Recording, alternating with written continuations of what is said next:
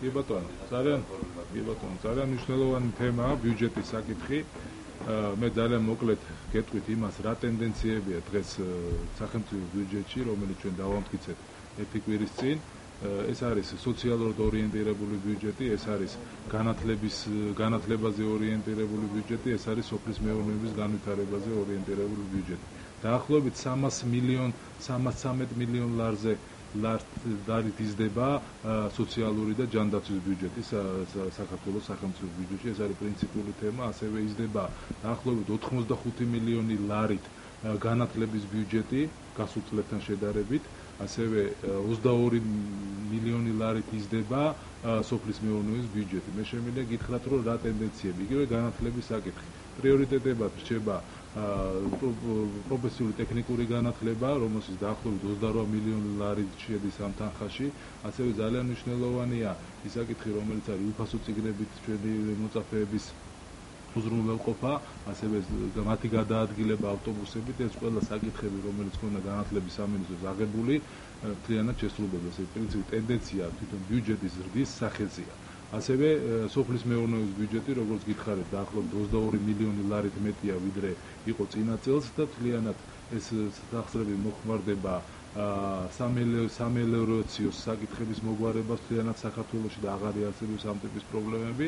ძალიან მნიშვნელოვანია ამავდროულად ის, რომ ეს საკითხები მოხმარდება მცირე აგროსესხების დაფინანსებას და ასევე საკითხი, რომელიც ეხება მცირე სასოფლო სამეურნეო კრედიტების გაცემას. ეს არის ძალიან პრინციპული თემა. დანარჩენი სოციალური თემატიკა ის კარგად იცით თქვენ თვითონ. ჯანდაცვის საყოველთაო ჯანდაცვა პრაქტიკულად იქნება მთლიანად უზრუნველყოფილი, რა პაკეტსაც ითვალისწინებს სახელმწიფო, პენსიები და ასევე პროფესიული ამ შემთხვევაში გულისხმობს განათლების სისტემას. განამატებებისთვის პედაგოგებისთვის ესეც არის გათვალისწინებული ყველაფერი. რაც შეეხება ვალთან დაკავშირებით გეტყვით, რომ ვალის აღება და ვალის გასტურების ტენდენცია არის ძალიან მაღალი, როგორც იღება ვალი, ასევე მისი დაფარვის ხარისხი და მისი ოდენობა ძალიან მაღალია, ესეც ფაქტია, ესეც სახეზია, რეალურად ასეთი გამჭვირვალე ბიუჯეტი საქართველოს არასდროს არ ქონია, ამას ფული პასუხისმგებლობით ვაცხადეთ, ვინაიდან თვითონ ვალის დაფარვის პროცენტული მაჩვენებელი, რომელიც იქნება მომავალ წელს არასდროს არ ყოფილა საქართველოს უახლოეს ისტორიაში. ესეც ფაქტია და 9 მილიარდი ბიუჯეტი პრაქტიკულად ყველა იმ პრობლემას, რომელიც სახელმწიფოს წინაშე იქნება შესრულებული და ძალიან მნიშვნელოვანი საკითხი.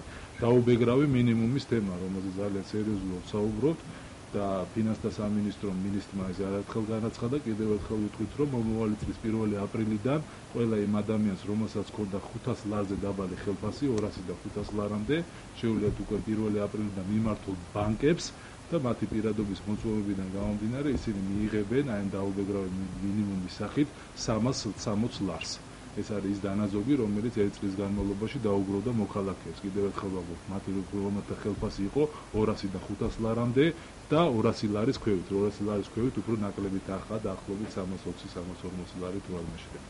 ეს არის ის საკითხები, რომელიც სახელმწიფო თავის დროზე აიღო თავის თავზე და ვფიქრობ, რომ წარმატებით გაართმევს თავს და შეასრულებს ბოლომდე. ასე რომ ის რიტორიკა, რომელსაც აქვს ნაციონალური მოძრაობის მხრიდან, ადგილი ჩვენთვის სრულიად მიუღებელი. როდესაც ისინი მთლიანად არ ესწრებოდნენ ამ პროცესების განხილვას, ესეც უნდა ითქვას, როდესაც ჩვენ ქონდა ბიუჯეტის მიღება საქართველოს პარლამენტში, ძალიან სერიოზული ჩვენ შიგნით ქონდა, შეიძლება ითქვას დებატები, ჩვენ შიგნით დავობდით ძალიან პრინციპულ და მნიშვნელოვან საკითხზე, რასაც ქვეყნის მთავარი საფინანსო დოკუმენტი ქვია და ის ციფრები, რომელიც მე დავასახელე, რეალურად ასახავს იმას, რა ვითარებაც არის ქვეყანაში და მართლა დარწმუნებული ვარ, ეს პრობლემები, რომელიც ჩვენ წინაშე დგას, იქნება გადაჭრილი.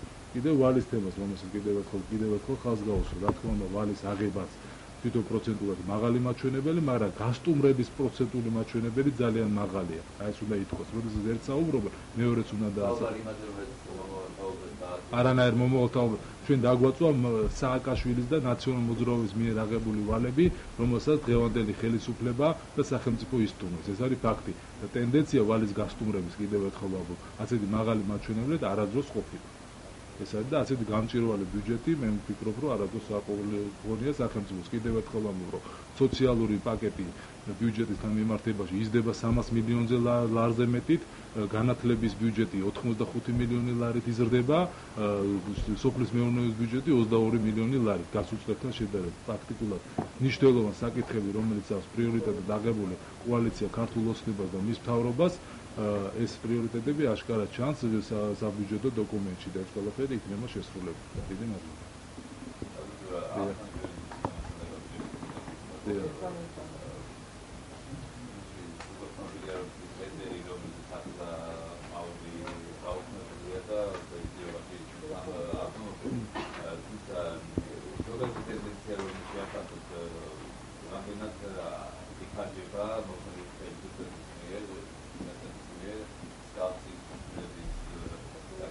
Direkt მე ვფიქრობ რომ კი ბატონო მე ვფიქრობ რომ ჩვენი ხელისუფლება აშკარად გამოირჩევა არა ჰედონისტური განწყობით ხელისუფლების ტყვობასთან მიმართებაში შეიძლება ისე ითქვას რამდენად ეს ტერმინი ადეკვატურია ამას თვითონ განსაჯეთ მაგრამ ის რომ ხელისუფლებას ჩვენთვის ყოფნა არის ტვირთი და პასუხისმგებლობა სალსახა და ძალიან მკაფიოა დანარჩენი ახლა კონკრეტული შემთხვევები როდესაც მაღალი თანამდებობის პირიც იქნება აჭარის უმაღლეს საბჭოს თავმჯდომარე თუ ნებისმიერ თანამდებობის პირ რომელიც აპირებს რაღაცა უფრო კომფორტული მანქანის შეძენას რა თქმა უნდა ეს ჩვენთვის არ არის მისაღები ეს ძალიან ღიად ითქვა ხელისუფლების ყველა შტოს მხრიდან ამავდროულად პარლამენტის მხრიდანაც მე შემიძლია ვთქვა რომ ჩვენ ვაპირებთ ვიყოთ ისეთები როგორც უნდა იყოს დღევანდელი ხალხის მიერ არჩეული ხელისუფლება და ჩვენ ძალიან ბევრი პრობლემა დაგვხვდა და ამ პრობლემის გადაწყვეტით უნდა ვიყოთ დაკავებული რა თქმა უნდა კიდევ ერთხელ ხალხს გავუსვა ყველა თანამდებობის პირს რომელსაც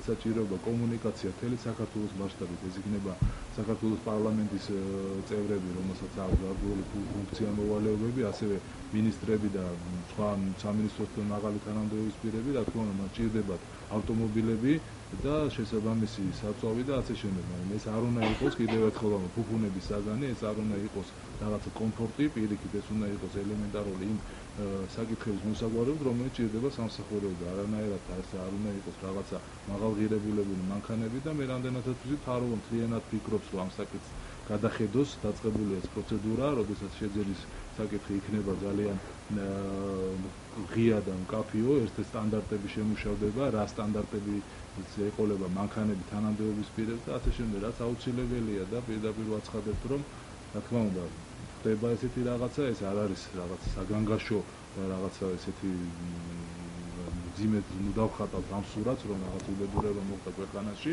მაგრამ ერთი რამ კიდევ ერთხელ ყველამ უნდა გავითვალისწინოთ როგორც ჩვენ თავს ვეუბნებით ისე ვეუბნებით ყველა ხელისუფლების წარმომადგენელს და ყველა ხელისუფლების შტოს წარმომადგენელს რომ რა თქმა უნდა ესეთი რაღაცა რომ ჩვენ ვიყოთ ხელისუფლებაში და ამავდროულად ვიფიქროთ ჩვენ კომფორტზე ეს სრულად მიუღებელია და ეს საკითხები იქნება სერიოზულად აღკვეთილი ეს შეიძლება ითქვას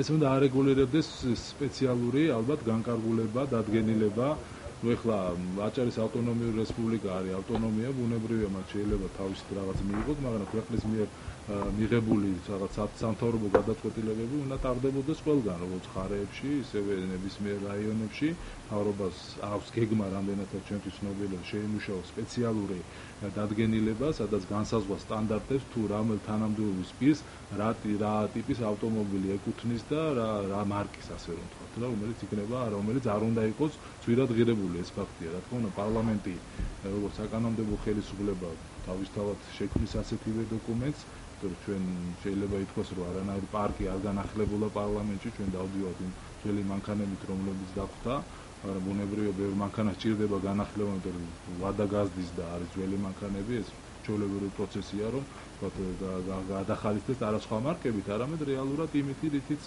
დავდივართ და აბსოლუტურად საკმარისი და ადეკვატურია ჩვენთვის მიუხედავად იმისა რომ შორს გვიწევს თქვა პარლამენტარებს სიარული თბილისიდან ქუთაისში სისტემატიურად ამ საკითხზე შეგვიძლია ვისაუბროთ პარლამენტის დაბრუნებასთან დაკავშირებით. მაგრამ მას ავტომობილებზე ხარიყო ხო? აბარაკი იყო ასევე ავეჯდა და ზოგადად ტექნიკაზე.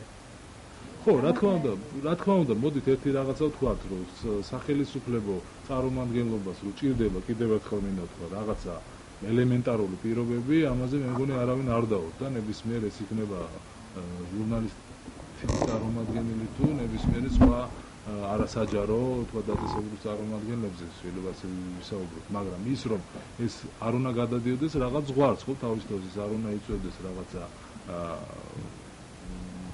კომფორტს, ეს არ უნდა იწვევდეს რაღაცა ზედმეტ პრივილეგიებს, ეს არ უნდა იყოს რაღაცა გადაჭარბებული, თორე ის რომ ელემენტარულად უნდა იყოს დაკმაყოფილებული ხელისუფლების წარმომადგენლის პირობები იმ თვალსაზრისით, რომ მას სწორი კომუნიკაცია ჰქონდეს საზოგადოებასთან, ხალხთან და ეს არის ჩვეულებრივი ფორმა მსოფლიოში ყველას თანამდებობის პირებს ემსახურებათ მანქანები და ამ შემთხვევაში საქართველოს ესია, ამაში მე მგონი არაფერი არის სიახლე და ახალი, ხო? მაგრამ მეორეა, რამდენად ეს უნდა იყოს რაღაც სტანდარტებში. ეს სტანდარტები სწორედ მინდა გითხრათ, რომ რამდენად ჩვენთვის ცნობილია მიმდინარეობს მუშაობა, ეს ყველაფერი დადგინდება ეს ყველაფერი და მას შემდეგ ყველა მოექცევა იმ სტანდარტებში, რომელიც იარსებებს სახელმწიფოში და თუ ვიღაცას არ უნდა ხელისუფლებაში მუშაობა და უნდა სხვა სფეროში, სადაც მეტი შემოსავალია და მეტი უკეთესი პირობები ექნება, რა თქმა უნდა, ეს მათი გადაწყვეტია და ბიზნესში არავინ არ ზღუდავს რა მანქანაც უნდა, იმ მანქანით ივლის და პირადი სახსრებით, როგორც უნდა, ისე იარსებებს და ისე მოიხმარს თავისთვის. ასე რომ აქ განსხვავება იმისა, რომ სახელმწიფო სახსრები იქნება ძალიან კაირათიანად დახარჯული და კამრების შემოჭერის პოლიტიკა ეს არის სახელმწიფოს ერთ-ერთი მთავარი მიზანი, ამაზე მე მგონი ყველანი თანხმდებით. ხელისუფლების წარმომადგენლები და თუ ვინმე არ ეთანხმება ამ საკითხს, ხო? თქონდა ის ვერ იქნება ხელისუფლების ნაწილი თავისთავად. ასევე განსხვავება ინფორმაცია, რომ მერია 17,000 ლარი გახარდა იმისთვის, რომ ყველაზე ახალი iPhone-ი, ხო, 17 iPhone-ი შეეძინა. როგორც ვთქვით, თბილისის მერიაზეა საუბარი, ხო? ან წინა ხელისუფლებაში რამდენად იყო სტანდარტები დაცული? წინა ხელისუფლება მინდა გითხრათ, რომ არანაირი სტანდარტები არ იყო დაცული ჩვენ არა მერიის მხრიდან, ამ თვითონ ყოფილი პრეზიდენტის მხრიდან, რომელზეც შეიძლება აღარ უნდა ვსაუბრობდეთ ამდენ, მაგრამ ფაქტია, რომ როგორ იხარჯებოდა თანხები სახელმწიფო ბიუჯეტიდან. იგივე პირადი ფუფუნებისთვის და პირადი კომფორტისთვის, ხო? ტელეფონების ყიდვა, საჩუქრების ყიდვა, სპეციალური ხარჯები, პრაქტიკულად გამოიღრნეს ბიუჯეტი, ისე წავიდნენ ხელისუფლებიდან, შეიძლება ესე ითქვას, არა გადაჭარბებით, ხო? ქალაქის მერიც ბუნებრივია არის იმ პოლიტიკური ძალის წარმომადგენელი, რომელიც იყო ხელისუფლებაში და მათი მენტალური, მათი ფილოსოფიური შეხედულება ესეთივე ახლა. ის თანხები, რომელიც უნდა ხმარდებოდეს კონკრეტულად იმ სოციალურ პროექტებს, უამრავ ადამიანის გაჭირვების დაძლევას და სხვადასხვა ტიპის პრობლემის მომღერალს ქალაქს, რა თქმა უნდა, უმჯობესია, რომ ამ საკითხს ხმარდებოდეს და არა რაღაც iPhone-ების შეძენას. iPhone-ი თუ ვინმეს უნდა თავის ხელფასიდან შეუძლია წავიდეს და იყიდოს და მერე მოიხმაროს. არავინ ამაში არანაირი საწინააღმდეგო არავის არ აქვს და სახელმწიფო ხარჯები არ უნდა იხარჯებოდეს ამისთვის.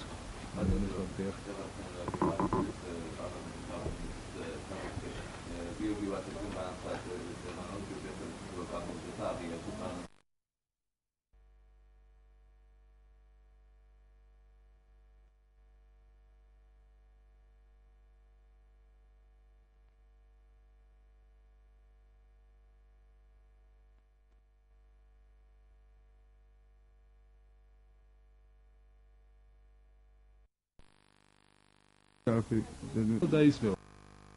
მე მგონი მათთვის მომგებიანი არ არის და კიდევ ერთხელ ყველაფერს გულისხმობ. რა თქმა უნდა, ბევრი იგივე პარლამენტთან მიმართ ეს შენობა როგორ აშენდა, რა პროცესები იყო დაცული, იგივე იუსტიციის სახლი, რომელიც პრაქტიკულად ჩამონგრეულია და დანგრეულია, ის ვაშაძე იყო ამის ერთ-ერთი მთავარი ავტორი, ხო?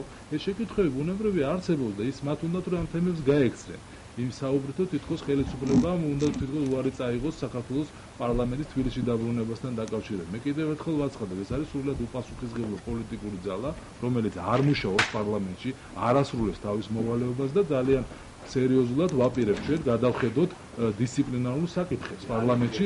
რა თქმა უნდა, ეს ინიციატივა უკვე შეიძლება იყოს როგორც აზრი არსებობს, ამას უნდა ხორჩესხმა, რომ მათ მიმართ განხორციელდეს სერიოზული დისციპლინარული სახდელები, იმიტომ რომ თავისთავად გაცდენები, იმიტომ რომ არ დადიან, მოდით პირდაპირ არ მუშაობენ, არ ასრულებენ თავიანთ მოვალეობას და ეხლა ბოდიშ ვიხდი კიდევ ერთხელ ვამბობ, მათთვის ქუთაისში იქნება, თბილისში იქნება, თელავში, ზუგდიდში თუ სხვა ნებისმიერ ქალაქში დიდი მნიშვნელობა არ აქვს, როდესაც არ ასრულებს შენ მოვალეობას. ამიტომ ძალიან ვთხოვ ყველას, რომ ამას ყურადღება მიაქციოს და მათი მუშაობის საკითხი.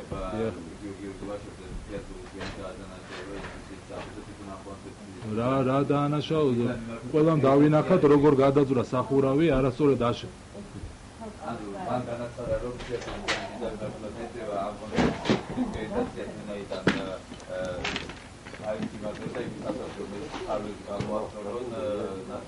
კი, ვაშაძე ახლა ცდილობს, რომ თავისი მიერ შესრულებული სამუშაოები, რომელმან მან პრეზიდენტ სააკაშვილის და ყოფილი გენერალური პროკურორის ადეიშვილის ხელმძღვანელობით შეასრულა, წარმოაჩინოს დადებითი მხარი, მაგრამ ესე არ არის. ჩვენ ყველამ დავინახეთ, როდესაც იყო თბილისში ქარი, როგორ ვერ გაუძლო ამ შენობამ ქარს ელემენტარულად, ხომ? ესე იგი, თვითონ სტანდარტების, შენებლობის და ის პროცესები, რომელიც უნდა ყოფილიყო ძალიან სკულპტუროზულად და ფილიგრანულად დაცული და შესრულებული, ფაქტია, რომ არ აღმოჩნდა. ასე რომ ძალიან სერიოზულად შესასწავლია ეს საკითხი და ბუნებრივია ამ საკითხს სწავლობს ვის შესაბამისი ორგანოები დარწმუნებული ვარ, იგივე პარლამენტის შენობაც, ხომ? და როგორ აშენდა, რა თანხებით აშენდა, ეს ყველაფერი არის გაურკვეველი და გაუმჭირვალი. ეს დამთავრდა ესეთი მართლობა ხელისუფლებაში და ახლა თუ ვაშაძეს ან ნებისმიერ სხვას აქვს გარკვეული ნოსტალგია იმის მიმართ, რომ ისე მართავდნენ ქვეყანას, კიდევ ერთხელ შევახსენებ, რომ ნოსტალგიას კიდევ ერთხელ მინდა რომ წარსულს ჩააბარონ, იმიტომ რომ ვერაძოს ვერ მოbrunდებიან ხელისუფლებაში. ახალგაზრდა იურისტებმა და რამდენიმე არასამთავრობო ორგანიზაციებმა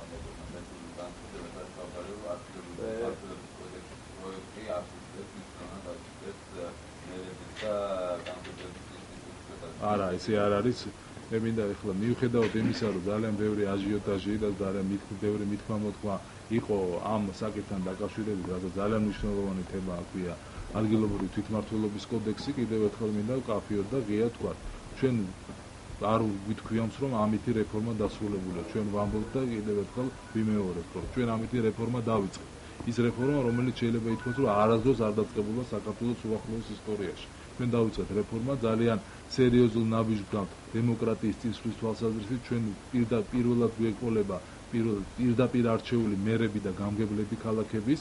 ეს არის ძალიან სერიოზული მანდატი. ჩვენ ვენდობით საზოგადოებას, ჩვენ ვენდობით ქართულ ამორჩეულს, ჩვენ ვენდობით ხალხს, რომლებიც პირდაპირ აირჩევენ თავიანთ მერებს და გამგებლებს. ეს არის ძალიან სერიოზული წინგადადგმული ნაბიჯი. ამაზე მეტი, რა თქმა უნდა, რა უნდა ხდებოდეს ამ ეტაპზე და ჩვენ ვფიქრობთ, რომ ამ მნიშვნელოვან ნაწილში იგივე ნაციონალურ მოძრაობას პრაქტიკულად შეიძლება ითქვა უპასუხისმგებლოდ მოიქცა, პრესკონფერენციებით დაიწყო საუბარი ამ კანონთან დაკავშირებით, რაც მე მგონია ძალიან არასერიოზულია და ძალიან არასერიოზულად ჩანს, როდესაც ჩვენ მზად ვიყავით დებატებისთვის, მზად ვიყავით რაიმე თუ უფრო მეტად გონივრούς, რაიმე თუ უფრო მეტად ჭკვიანურ შემოგთავაზე და რაც სამწუხაროდ არ ხდება ამ პირობებში, მზად ვიყავით რომ გვემძელა თავისთავად. ის რომ გუბერნატორის ინსტიტუტი არსებობს ამ ქვეყანაში, ეს არის კონსტიტუციით განსაზღვრული, სწორედ იმ კონსტიტუციით, რომელიც მიიღო ნაციონალურ მოძრაობამ 2010 წელს და ეს კონსტიტუცია კიდევ ამბობს, რომ გუბერნატორებს ნიშნავს მთავრობა, პრემიერ-მინისტრი. ეს ფაქტია იმ კონსტიტუციაში, რომელიც დღეს ჩვენ გვაქვს მოქმედი რედაქცია. ასე რომ არანაირი დასუსტება, არანაირი უფლებამოსილებები პირიქით შეიძლება შესუსტება, პირიქით ჩვენ შეიძლება ვთქვათ, რომ ძალიან წინგადადგმული ნაბიჯია, როდესაც პირდაპირ ავირჩევთ, პირდაპირ იქნება დაკავშირებული მერები, გამგებლები ხალხთან და ასევე საკრებულოები, რომელიც ძალიან მნიშვნელოვანი რგოლია ყოველდღიურ ცხოვრებაში ადგილებს. ეს არის ძალიან სერიოზული თემა და ამისთვის დღევანდელი ხელისუფლება არის მზად და მინდა გითხრათ, რომ ამ რეფორმას წარმატებით განვახორციელებთ. მაგრამ კიდევ ერთხელ ვამბობ, ამით არ თავდება თვითმმართველობის რეფორმა დაგრძელდება კიდევ. ჩვენ არ ვამბობთ, რომ ამით წერტილს უსვამთ ამ საკითხს და მორჩა. პირიქით ჩვენ ვამბობთ, რომ ეხლა ვიწყებთ და ვიწყებთ ძალიან სერიოზული ნაბიჯები.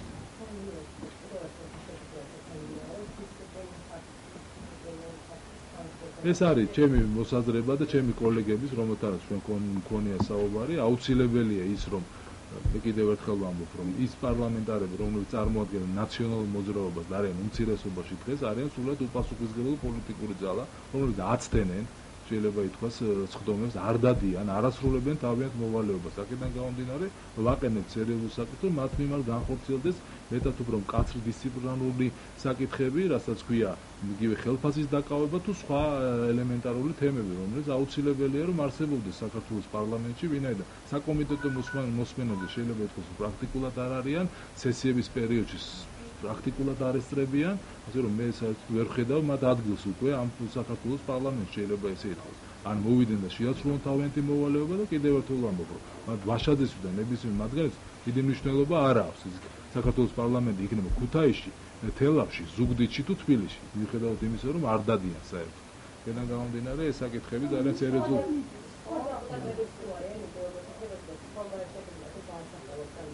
Deputatები უმრავლესობის უმრავლესობა შეიძლება ითქვას, რომ მომხრეა იმისა, რომ ეს საკითხები, რომელიც არის დაკავშირებული საპარლამენტო ცხოვრებასთან და მუშაობასთან, იყოს ბევრად მკაცრი. მკაცრი ნიშნავს იმას, რომ საპარლამენტო დღეს თუ დაწერს განცხადებას, რომ ოჯახური პირობების გამო ვერ ესწრება დეპუტატი, მას შეუძლია აღარ მოვიდეს და ეს ოჯახური პირობები რაც ნიშნავს ჩვენთვის შემთხვევაში გაუგებარი. მართლა ღმერთთან დაიფავთ რაღაც შეიძლება ხდებოდეს და შეიძლება ვერ მოხვიდე და ვერ ჩამოხვიდე ქუთაისში, მაგრამ კიდევ ერთხელ ვამბობ, პასუხისგებლობა დღეს აქვს ხელფასების დაკავება უფრო მკვეთრი და უფრო მაღალი სანქციებით, როდესაც სისტემატიური განცდენა აქვს დეპუტატებს.